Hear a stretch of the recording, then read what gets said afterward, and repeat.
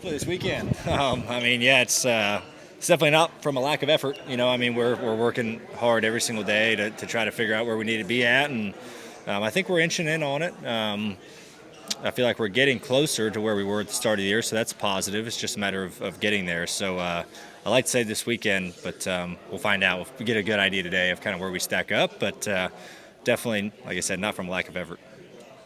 Winning the championship, what's that do to your confidence now that you're into your first season as champion?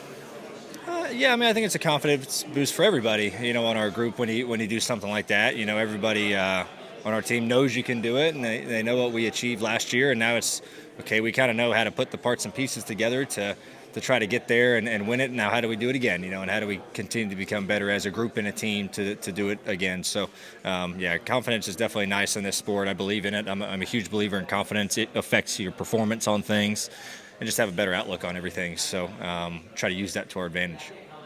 Kansas Speedway, a pretty racy mile-and-a-half track. Just what are your thoughts going in about what you got to do to win here? Yeah, I think, the last, I can't even count however many races been won on the fence. So you have to have your car running good against the fence, and but also kind of be able to run the lane off of it. I feel like if you're married to the wall, right up against it, you're not going to pass anybody if he's running the wall in front of you. So it's how to make your car work, at the wall, lane off the wall, things like that. But just big commitment level, a lot of throttle time here, and with the weather being kind of chilly, it's going to be even faster. So you better hope you got some raw speed, and you better hope that you are fully committed going into today and tomorrow. Pit stops seem to be becoming more important all the time. Just how critical is that right now? They're easiest places to get spots, on pit road, easiest place to lose them, easiest places to gain them. So we put a huge emphasis on it.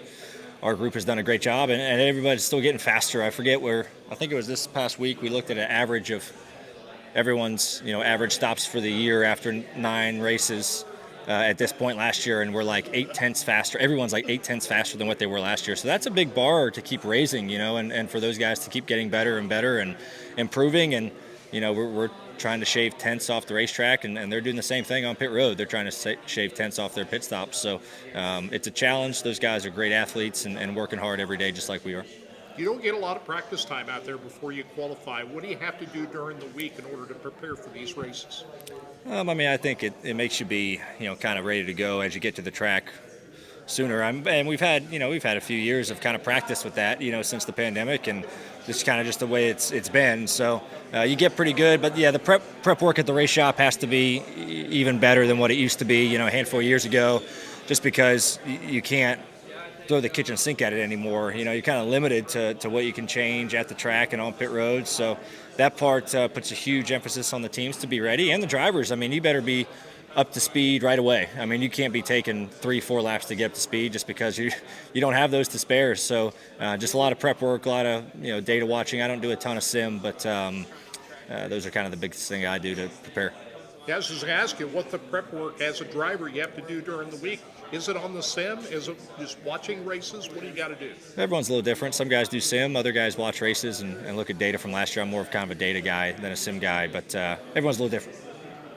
Do you think the next-gen car has limited these star-making moments, maybe bigger picture star-making seasons that we saw, like, the last 10-win season was Larson?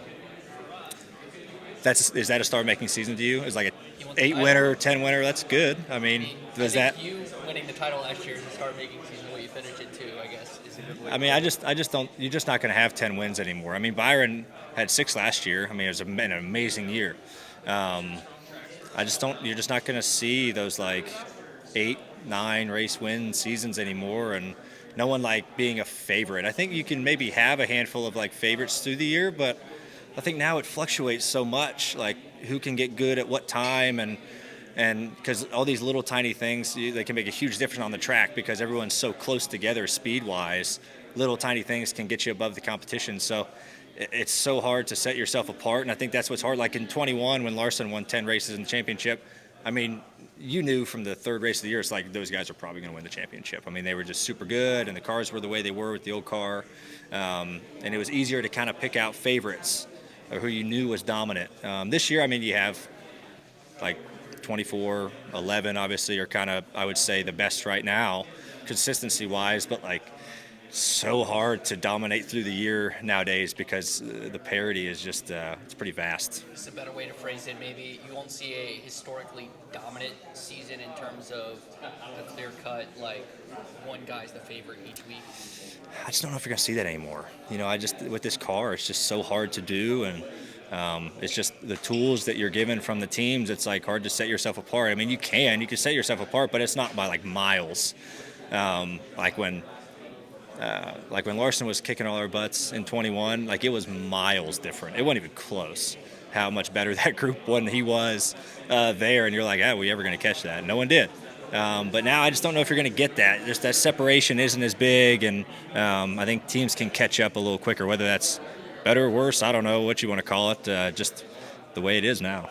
You never know. Over the next month, what's the racetrack you're looking to forward to most? The Coke 600 is one I am looking forward to. I would say St. Louis is one that we've ran good at in the past. I don't know when Iowa is. I think it's sometime in June, but that's by far my favorite racetrack. So I'm pretty fired up to go there. Sounds like they repaved some of it, so I'm not as excited, but definitely Iowa is one where I can't wait to get to. Do you think that you having that ARCA experience at Iowa will be a benefit over the rest of the competitor? I don't know. I think a lot of the field, truthfully, probably ran at Iowa at some point in their career, whether it was trucks or Xfinity. I definitely, statistically, that place has been my best racetrack, and I love going there. So, yeah, I'm excited. It is going to be different, I think, in this car. I don't know if we'll run the wall like we do in other series, but just that racetrack and the character that it has, it's really rough, and there's certain holes that you have to hit a certain way and things. And, I'm just excited to go there. So I think it'll put on a really good race. Noah talked to us earlier this week at the production facility. It Yeah. was a complimentary of you and Boswell and Drew the same on Wednesday. And just how much more you guys have been working together to kind of work on finding the right feel for you guys. How has that benefited you, and how have you seen it benefit Noah and the 10 group as well? Yeah, it's been huge. I feel like me and Noah are just really similar in a lot of different ways, and even how we prepared. Some guys can sit there and watch film for 6 hours and dissect it and take, countless notes, and I don't work like that. And Noah, so we've kind of came up with just a way that we can, me and him and Boswell and Drew sit down, and we sit down for like an hour and a half, and we just go through all kinds of different stuff, and me and Noah just talk, bounce ideas off each other, and that's something we've been doing for about 5 or 6 weeks now, and I feel like you've definitely seen an improvement in the 10's performance, and even, I feel way more prepared every week at the racetrack, and I think the company is kind of seeing a little bit more too. Like this week, Riley set in, Josh Berry set in as well, so the more I think we can keep just getting guys involved in that and expanding it and making it better. We're still pretty rough around the edges as far as how we do it, but as we continue to kind of find what works and what doesn't work, I think it's only going to get better, and I know for sure it's helped me, and I think Noah's felt like it's helped him a lot too. Yeah. Have you noticed that, are the young guys, or I say young, but the inexperienced guys at the team, looking up to you for the answers? No, I don't feel like they're looking at me at all. I think, honestly, we all kind of help each other. We all complement each other in different ways. We all kind of just bring a different perspective and background. All of us grew up racing totally different stuff growing up. All of our driving styles are totally separate, and, none of us have the one answer, right? But all of us collectively, I feel like, can kind of help each other in certain areas, in certain ways. And I feel like we do a really good job of trying to know what our strengths are and what our weaknesses are amongst each other, and we really try to use that to our advantage. And I feel like we've done a good job at that. So, yeah, I don't feel like I am the guy that has all the answers, or even those guys come to me looking for the answers. We all kind of have our own way of doing things, right? So how Ryan does it and how I do it's different. How Josh does it and I do it's different. Even how Noah and I do it is different in ways. We're probably more similar than the other two guys, but we still definitely have our differences in how we go about things and do things. So we just have all tried to figure out what we can do to take from each other, and I feel like we've done a really good job at that. How did it feel to get your top 5? What up? It's Brad Perez. Click subscribe and watch one of the 2 videos right beside me. Visit frontstretch.com for more racing content.